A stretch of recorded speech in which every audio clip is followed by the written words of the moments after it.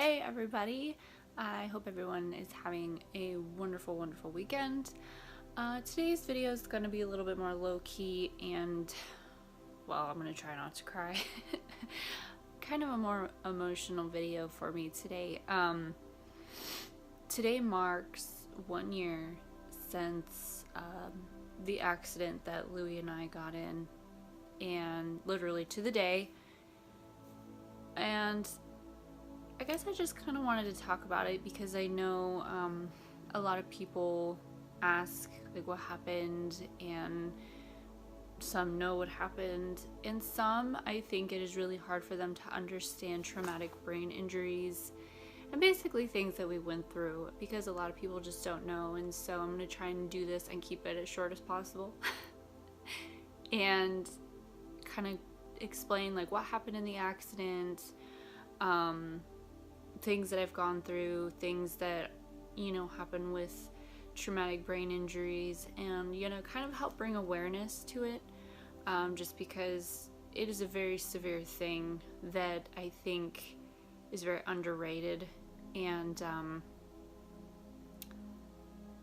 it's made a huge impact on my life, and I've learned so much from it, and I just kind of want to take that and express my experiences and the things that I went through to people that watch this video, whether they're friends, family, strangers, because that's who I am as a person. I love talking, I love helping people, I love expressing myself, and I really haven't had the opportunity to explain my story to a lot of people because of how hectic life has been, and I just kind of want to.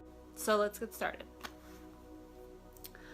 So October 15th of 2016, woke up, I like remember this day like it was yesterday.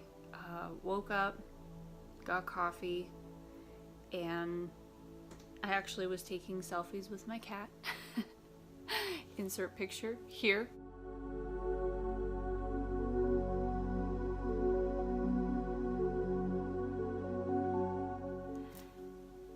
And made breakfast, bagel egg sandwiches, which are my favorite to make for anybody that knows me. And Louie and I were planning on going to the Renaissance Festival because we lived in Maryland at the time. And oh my god, I'm gonna cry. I told myself I was not gonna cry. So yeah, woke up, we were gonna go to the Renaissance Festival, and we got all dolled up. And we left to go ride on the motorcycle on his beautiful bike. Insert picture here.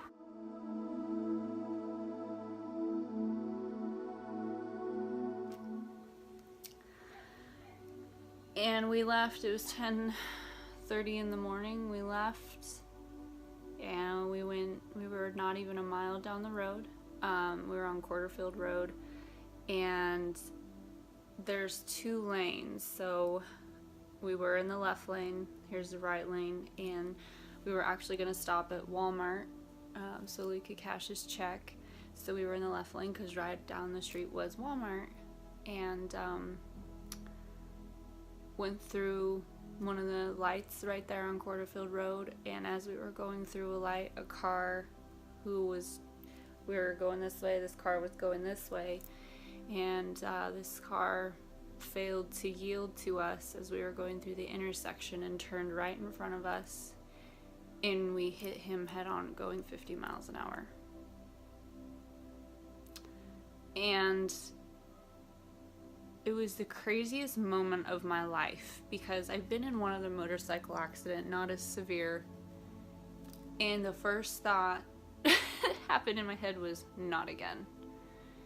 And so we hit the car head on, and all I remember was just getting flown up into the air and just flying. I know I flipped. I did like a flip in the air because I could feel it. I've done gymnastics for a long time in my life. I know when I'm flipping. And I flipped, and I just remember hitting the ground and rolling. I probably rolled like 3 or 4 times.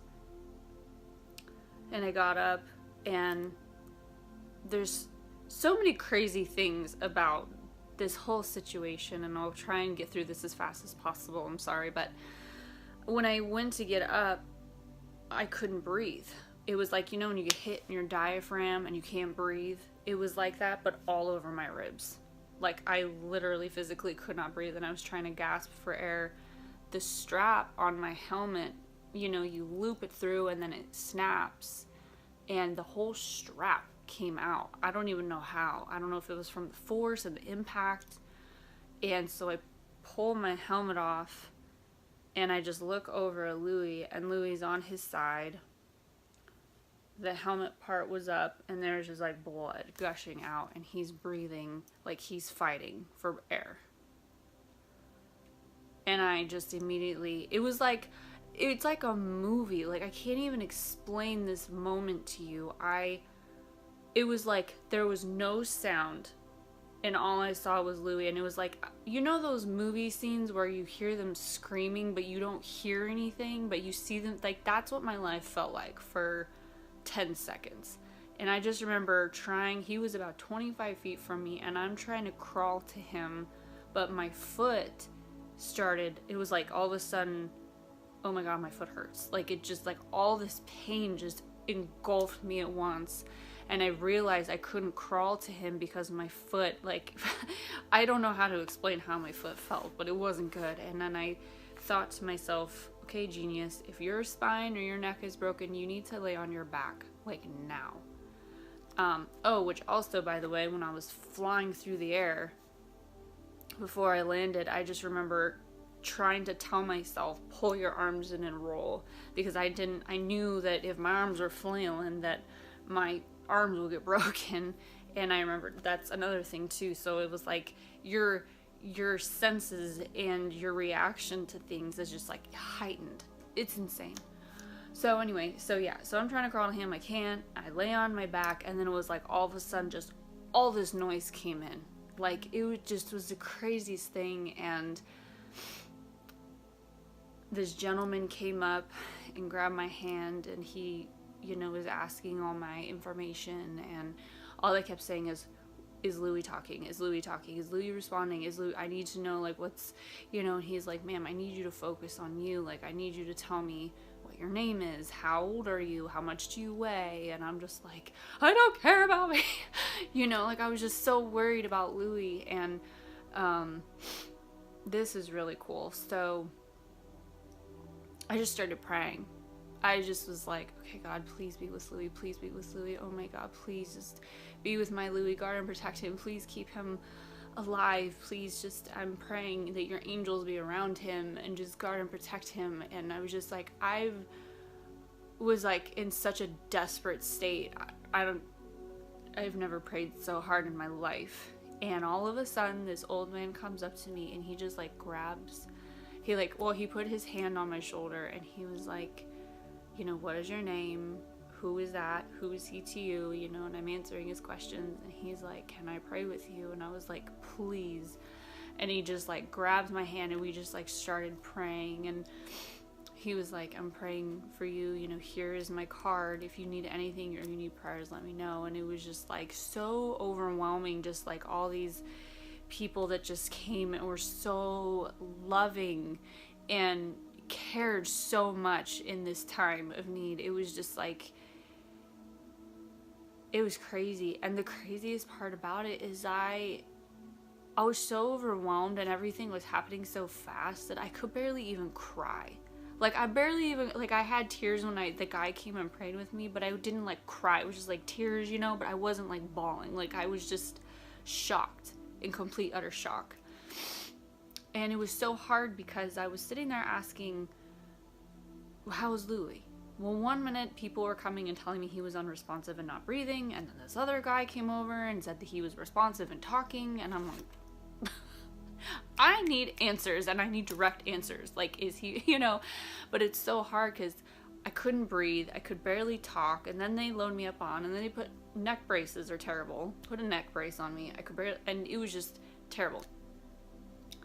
So then I'm getting loaded up into the ambulance, And they put me on this like hard metal table. They don't even put me on a bed. I don't even know why. Like, and I was in so much pain, I didn't even care. I was just like, I cared, but I didn't care. I was like, I just want to know about Louie. I just want to get to the hospital. Like, I need answers. So I'm sitting there trying to ask the gal like how Louie is, and she was awful. The girl in the ambulance, terrible. Ma'am, I need you to focus on you. Okay, Louie is getting to the hospital. He's a higher priority than you right now, and I need you to answer my questions. I was like, girl, if I didn't have a neck brace on and I wasn't so much pain, I'd smack you across the face. I understand that, but I want to know how he is. Like, I was so irritated. I was like, oh my God, I'm in so much pain. You're such a bitch. Like, oh my God, it was terrible. So we finally get to the hospital, and it was a very long, well, I think we got there at like 11. It was the longest 12 hours of my life. Like, it was just terrible. It was 12 hours of nurses, you know, coming in. And I will tell you, I think Maryland has to have the worst drivers on the face of the planet. Because in just the 12 hours I was in shock trauma, they had probably 3 or 4 people alone just next to my bed come in from car accidents. One lady came in, I'm sorry, I'm going off a rabbit trail, but I'm sharing my experience with you. This one lady came in and she was like literally screaming for her life. She was in so much pain. I was like, oh girl, you sound like me. And hers was a car accident, and even nurses were like coming into my room and they're like, I'm really sorry if this is bothering you from what you've been through, we can move you. And I was like, no, I'm okay. I was like, I'm okay. Like, I don't know how it was okay, but I was okay. Anyway, so they come into my room and tell me that I have multiple fractures in my left foot, and that they're monitoring the swelling, that they were really worried that my bones had shifted and that they might have to go into emergency surgery. Okay, fine. Then they come in and say you have a lacerated liver, and we're monitoring the cut on your liver because if there's too much bleeding, then we're gonna have to go in and cauterize it. So we're monitoring that. We might have to do emergency surgery on that. I'm like, are you freaking kidding? Like, I know this is not even anything compared to Louie. What I was frustrated was that I wanted to be with Louie. I didn't care about me. Like, I wish I didn't have anything because I wanted to be with Louie. Like, I didn't care about me. I just wanted to be with Louie so bad. And then they told me I had severe lung contusions, like bruising just all over my lungs, which is why I couldn't breathe. But they were really concerned on my spine and my neck and my pelvic bone because they wanted to make sure that I didn't have any breaks, and thank God I didn't. They don't know how I didn't because of how far I flew and the speed on which I was flying and how hard I hit the ground. I honestly think, well, 1, it was by the grace of God and Him protecting me, and 2, the physical shape I was in helped a lot. So, okay, this is where my story gets like really crazy. Anybody who's watching this knows I believe in God and I love God, and for anybody that watches that may not, I respect your views. But just please watch this video with an open heart and an open mind, because this is my personal experience. 11 o'clock, it was like 10. It was about an hour before I was getting ready to go up to my room, and a couple of Louie's friends came in. I'm not gonna say any names. Came to my room, and there's so much to this story, but this is what I really want to share with you. They came into the room, and anybody that came into my room, I was like, how is Louie? Like, I need to know an update status of Louie. Those poor nurses, I probably annoyed them so bad, but when his friends came in, they said, how's Louie? And they kind of looked at me and they said, well, he's out of his surgery, and the doctors are really concerned that he's not going to make it. They said that his brain is bleeding and is swelling so bad that if he's either not going to make it or he's going to be a vegetable the rest of his life. This is probably the worst news anybody can hear in their life. And I started crying so hard. I just couldn't believe it. This is where it gets amazing, is I was crying and I was crying, and it was like as fast as my tears were turned on, all of a sudden they just stopped.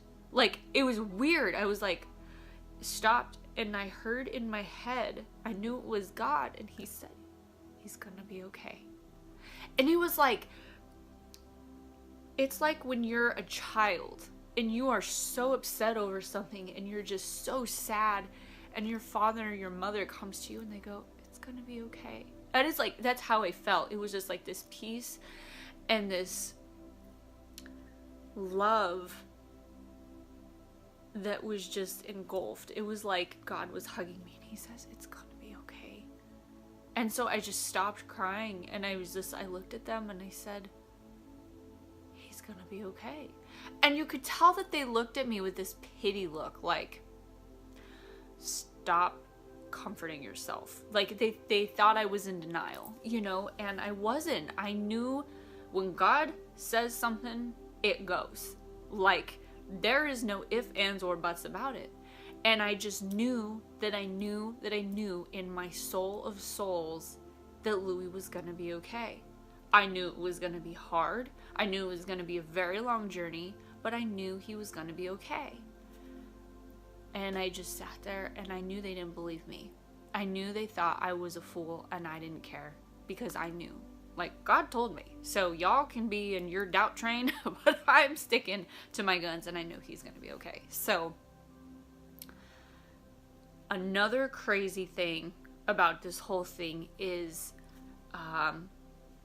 the weekend before the accident, we actually had tried to go to the Renaissance Festival, and it was so windy in Maryland that branches were falling off of the pine trees into the park, and it was so bad that they shut it down because they didn't want branches falling on people and, you know, risking injury.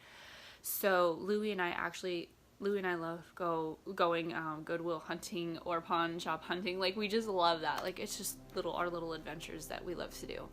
And we'd gone to like a pawn shop flea market thing in Maryland, one of these really cool shops, and there was a full face helmet in there.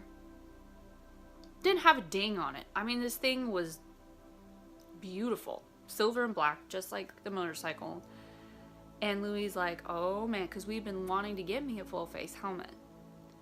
And so Louie goes over, he's like, oh babe, look at this helmet. And I said, well, what size is it? Because my head is so freakishly small that I, like, trying to get a helmet to fit is, like, it's really hard. And he's like, well, try it on, it's a small. I'm like, no way, are you serious? A beautiful full face helmet. Slip it on, just like a glove. I mean, fit perfect. And I'm like, are you freaking kidding me? Oh my gosh, this fits so good. But I'm thinking, oh my gosh, they're probably gonna want like $100, for it. And Louie's like, how much do you guys want for the doll? $25. Sold. That was the weekend before the accident. The crazy part is Louie hadn't worn his full face helmet since California the first time. And even then he wore it like maybe 3 times, maybe. Like, he loves his half helmet. So the following weekend, it was the first time for him wearing his full face helmet, and me wearing my brand new helmet that I just got. Had we not had that helmet, had he not been wearing his full face helmet and was wearing his little dinky half helmet, he wouldn't be here today. Like, if that doesn't shock you to the point of going, oh my God, what a miracle, I don't know what will. And it was crazy. So that helmet saved his life. So for any of my friends that ride motorcycles without a helmet, I really hope that you listen to this video and take seriously how important a helmet is.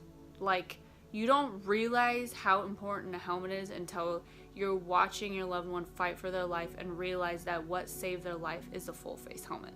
I don't care if it's fun to ride around without it, and it's freeing. Well, you know what else is freeing? Is saving your life. So please wear a good helmet, even if it's, I don't care if it's not a fashion statement. Riding is fun when you're alive. Okay, just please, I mean that from the bottom of my heart. Okay, moving on. I'm not here to lecture. I'm very passionate about this. So, okay, so fast forward, we get through shock trauma, we get through rehab. Even the doctors were speechless. They couldn't believe it. Louie defied all odds in every aspect of his life, and what's so interesting is that, you know, Maryland shock trauma is supposed to be the best shock trauma in the country. I have my opinions, but I'm still grateful the doctors that did take care of Louie took care of Louie very seriously. You can tell those nurses take their job very seriously. They're very no nonsense, and they mean business, and in a loving way. My heart goes out to them. It was so interesting how Louie, you know, when he was in a coma, but he started getting better. You could tell what I'm so blessed about with Louie's healing is that every day was a step forward. You know, with traumatic brain injuries and people that go through what Louie went through, it's kind of one of those things where some days it's like one step forward, then the next day it's 10 steps back, and then it's 5 steps forward, 3. So it's like all over the place, but I'm very blessed to say that with Louie, it was a steady progress forward. Like it might have been a half step, some days 10 steps, but it was always forward. It was never this up, back kind of a thing. It was incredible. The injuries Louie sustained were trauma to the left frontal lobe of his brain, which caused severe swelling and bleeding, so they had to put a shunt in his brain to drain and release all that, and it was just a matter of keeping him calm and safe to where that swelling would go down. He had a fracture to his brow bone here, fracture to his cheekbone, which really they couldn't repair, and they repaired it, but they didn't want to just let it heal on its own. They were really concerned about it, so they ended up doing surgery to his cheekbone. They put a plate over his cheekbone, went through the roof of his mouth and the crease of his eye. It was really crazy. He had injury to his heart, so the aorta artery on his heart ruptured from his heart, so they had to go in and repair that, like kind of put a sleeve on it and a stent in his artery. And he had fractured wrists, some broken ribs, well, fractured ribs, just if not worse, same thing. And he basically couldn't breathe on his own for a very long time, which is very common with TBIs, traumatic brain injuries, TBIs. So there for a while they had a breathing tube down his throat, which eventually went to a trach, so on and so forth. And it was really remarkable just to see, you know, the doctors. Louie's personality came through very, very quickly without making this super, super duper long. I'm trying to do my best. I'm sorry. Within like a week, if not, I don't even think it was that, he was already trying to pull that tube out of his mouth. Like, you could tell he was really agitated. Even though he wasn't fully here, it was like that subconscious and that personality was still there. And there was a certain doctor that he did not like. And when they would come in, they would try and do commands. Oh, he would not listen to this doctor at all. Like, did not like him. I didn't even like him. I thought he was kind of a snob. But then there were other doctors that I really liked that, you know, he would listen to and he would cooperate with. And it was just so interesting to see how the brain and the body work when you're in that kind of state, and how Louie's personality and that fighter that he is, like, he's just a go-getter. He doesn't, you know, he works hard at everything he does, and how he was still that same person then. in the most vulnerable state in his life. It was remarkable. It was the hardest thing in my life, just every day going in and just laying next to him, and just, you don't realize, people are precious. I'm not saying that, but it's like when you see them in that state where they're just fighting for their life, you can't communicate with them, you want them to hear you, but they don't hear you. You want to kiss them on the lips and just look into their eyes and see them looking back at you, and that doesn't happen. You feel helpless, like the most, and I would never wish this on I don't really have any enemies, but I would never wish this on my worst enemy. I would never wish this on the most evil person in the world. I would never do that. It is like, you literally feel helpless, you feel hopeless, but you're trying to keep that faith, you're trying to keep that hope, and it's hard. But every day I just prayed. I would talk in his ear every day, and when I would talk, he would move. And then the first time that he actually opened up his eyes, I will never forget in my life, just seeing those beautiful baby blue eyes open. My mom was with me, the nurse was there, and we were trying to talk with him, because they would try and do commands with him to get him to react and interact with the nurses. That's a sign of improvement. That's a good sign that the brain is, functioning the way it's supposed to. And the first day that I was, in my wheelchair, and my mom was standing next to Louie, and the nurse was there. She was like, "Louis, open your eyes. Louie, open your eyes." And all of a sudden, he just you could see it was hard for him. He was tired, but he opened up his eyes. I about fell over. My mom, we all just oh my God, he opened his eyes. We were just freaking out. It was so cool. And it was just from there, just these little things happened. It, like I said, it was a progress. It was, some days I felt like a snail, moving through peanut butter, but it was, regardless of what was happening, it was always moving forward. But regardless of everything, even like I said, the nurses and the doctors were just absolutely blown away at how he was progressing. And I just kept the faith. I was like, I know he's going to be okay. God told me he was going to be okay. And it was such a hard time, but it was a good time. It was amazing to see God working. It was amazing to see the strength that he gave Louie so Louie could heal and push through. It was remarkable. Okay, so we get through rehab. Rehab was crazy. He was in rehab for a month, and even the physical therapist couldn't believe how fast he started walking. It was as soon as that man could start walking, he just wanted to walk everywhere. It was like Forrest Gump. It was the cutest damn thing. I just started walking. I swear if he could have walked to China, he would have. And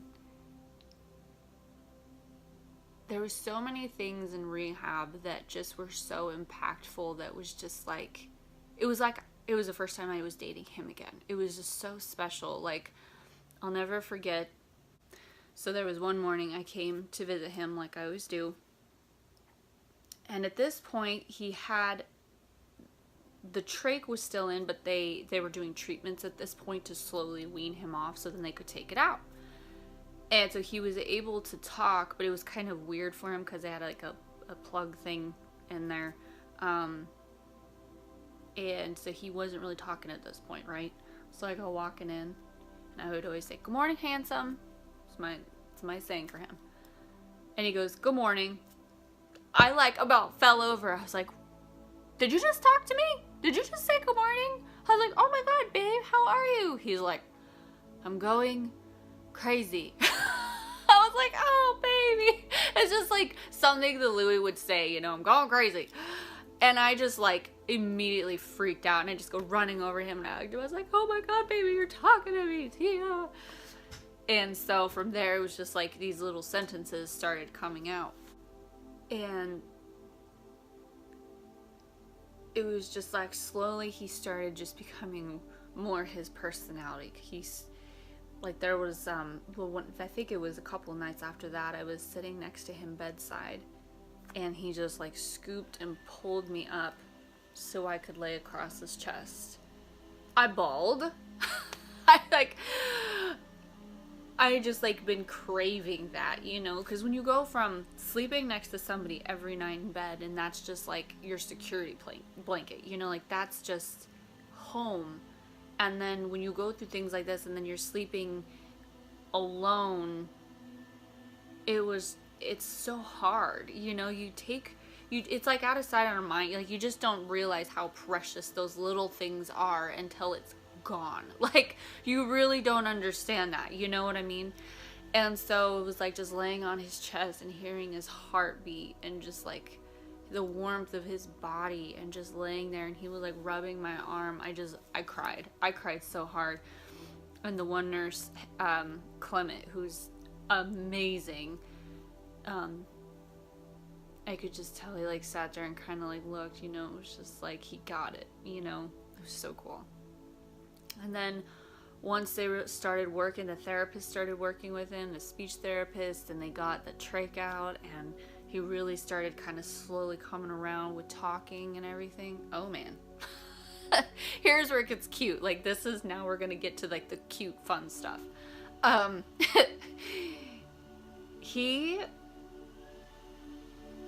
I don't think I've ever heard I love you, Amy Brim, so many times in my life, and it was like music to my ears.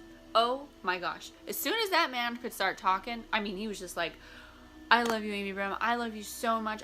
You are everything to me. I just want you to know that. I love you so much. I can't wait till we get to go home, and I just want to be with you. Like, over and over and over. It was just like the cutest thing. It was just like all these things. It's like, I don't know, he just like wanted to say, now he could say it, and it just was so cute. So, poor thing. So in his room, you know, they have the phones. Well, he couldn't call to me because my number's from Colorado. So the only way I could communicate with him once he was able to talk on the phone was me calling to him. And so once we were able to do that, oh my gosh, it was like we were constantly on the phone. It was just so cute. It was so fun. And I would stop. Well, it was really cool because the job that I had at the time, they were actually only 10 minutes away from the rehab facility, so I would be able to go on lunch breaks and go and see him, and then after work I'd go get us dinner once he was able to, you know, eat all their food. And it was just like these little things, like these fun things started, you know, just kind of piecing together, and it was just so special. And he was able to communicate, and he was just so happy for the most part. I mean, like, unless you told him that he couldn't walk around the facility, he would get mad. But there was one night, this is a really funny story. So there was one night, I get off work, and it was raining really bad, and Louie loves Chick-fil-A. So I'm driving to go get this man Chick-fil-A because he hadn't had it in a long time, and he lost he had lost quite a bit of weight because he was on a feeding tube for a long time, you know. And so I'm getting him Chick-fil-A. I'm trying to drive through crazy freaking Maryland traffic, and it's raining, and I'm just trying to get there in a good amount of time because I wanted, you know, to spend a couple of hours with him, and until visiting hours were up. Okay, fine.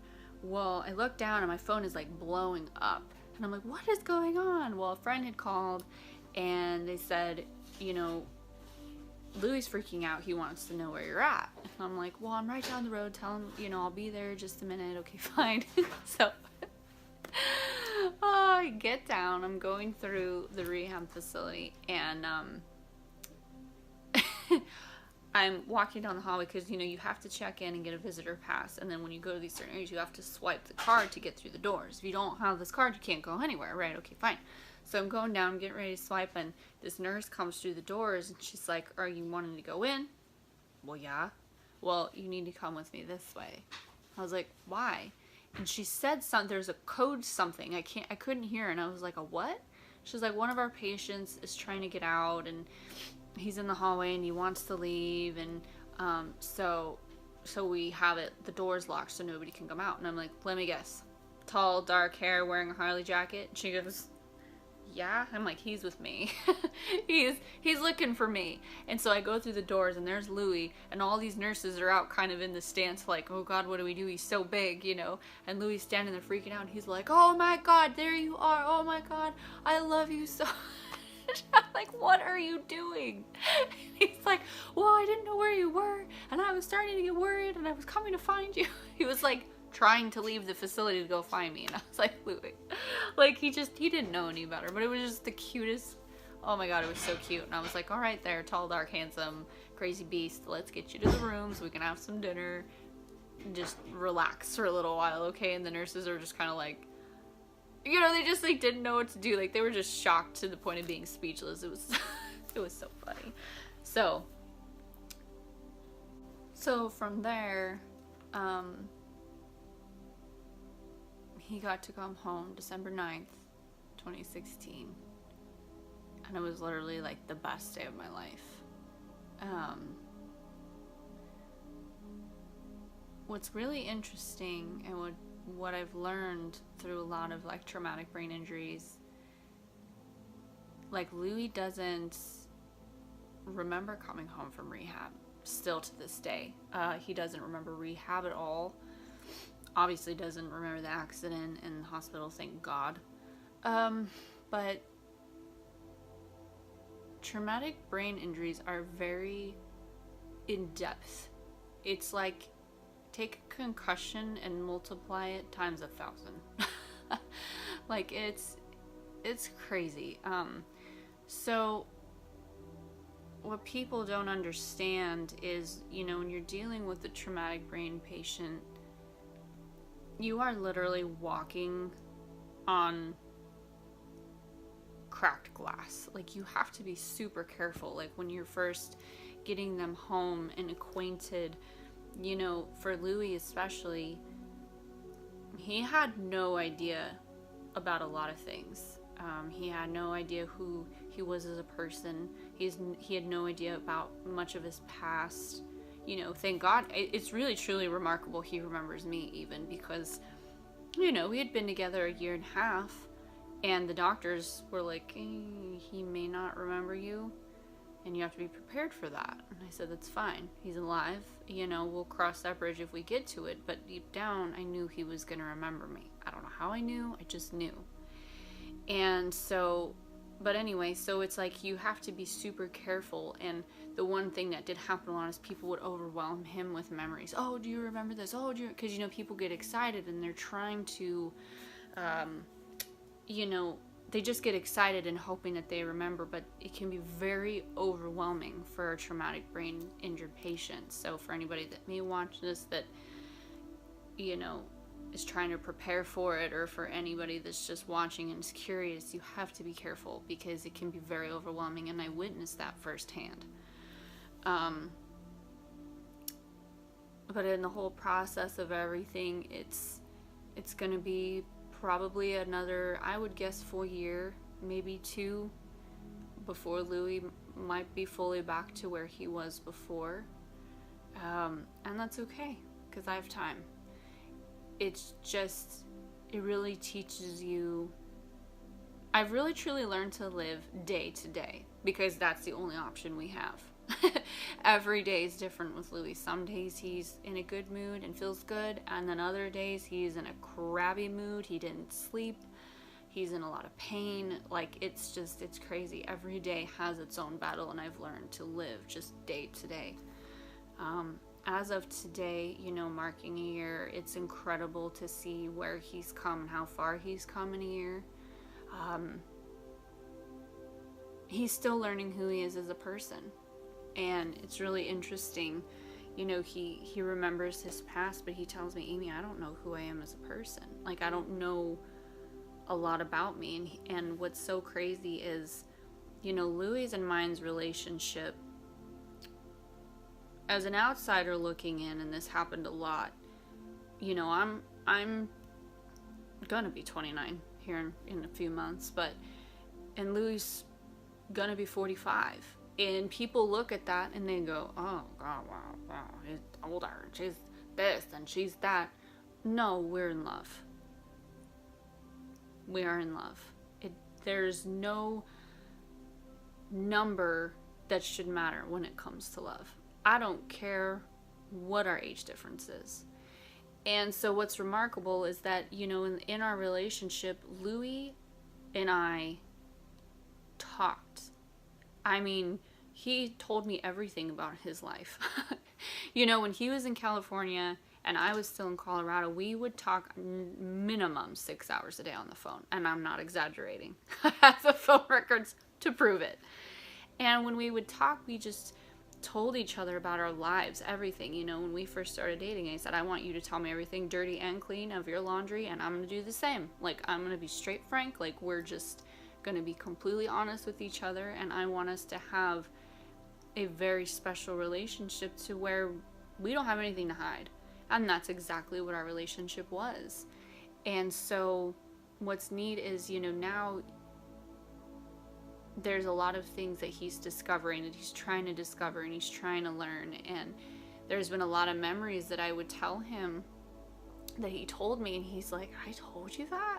He goes, I've never told anybody that. And I said, well, you told me. And he's like, that is so neat that I was so open and honest with you that I could just tell you everything. He goes, it just means the world. And so it's been really interesting how that's kind of played into our relationship, the fact that, he opened up to me so much beforehand, and now I'm in turn helping him, by just kind of guiding him with who he is and his life and memories. And it's just been like a crazy, crazy journey, and it's been hard, but I've learned so much, and I'm so grateful that he is still here.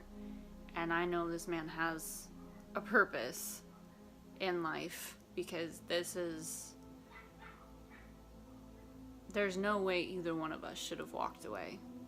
And we did, and I'm just so grateful. I'm so grateful for our friends and our family that support us, that have loved us, who have prayed with us, and even still to this day still pray and send us text messages and phone calls and just everything. Just like all the love has just been remarkable. And I really hope, and I'm excited to see what the future holds with his healing. Since moving here to California, we've really, it's been like one of the best decisions is coming back here. And so we're meeting with some specialists in a couple of weeks. Finally got through that whole process. And so anyway, yeah, I'm really excited to see what happens in the next year, and once we, get Louie set up with these new specialists. And I just thank everybody for everything that you've done for us, support and love and prayers. And I really hope that this motivates and inspires anybody that may be going through this or is going through a hard time. Just stay positive.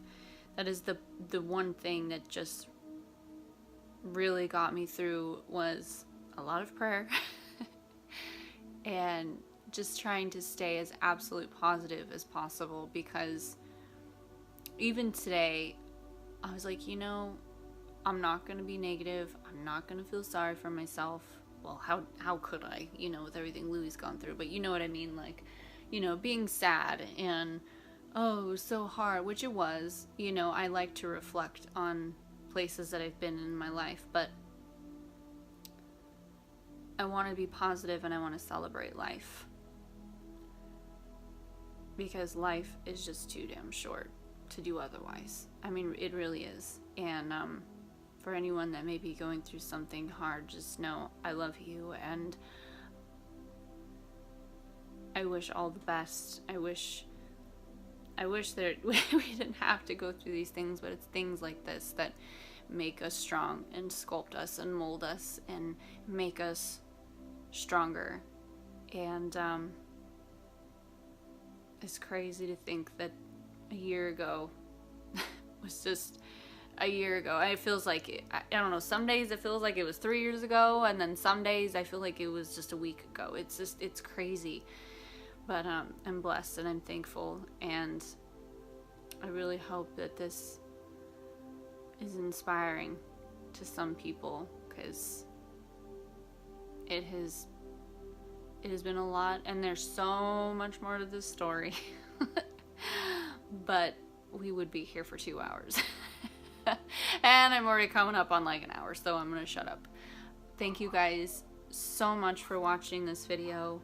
Thank you for hearing my little piece of my story, and like I said, I really hope that this inspires you, and thank you for letting me reflect and open up about my experience. And just know I love you guys, and day at a time. Tomorrow's a new day, and it's all we can look forward to. Please subscribe, and I got some information below for you guys where you can follow me, and I'll be doing more videos. Got some more Halloween videos coming up, and I also got some new announcements, but I'll wait for the next video before I do that. So thank you guys. I hope you have a great rest of your week, and let's start off this next week with a bang and be positive and happy. And if nobody's told you today, I love you guys. You're awesome. All right, see you in the next video.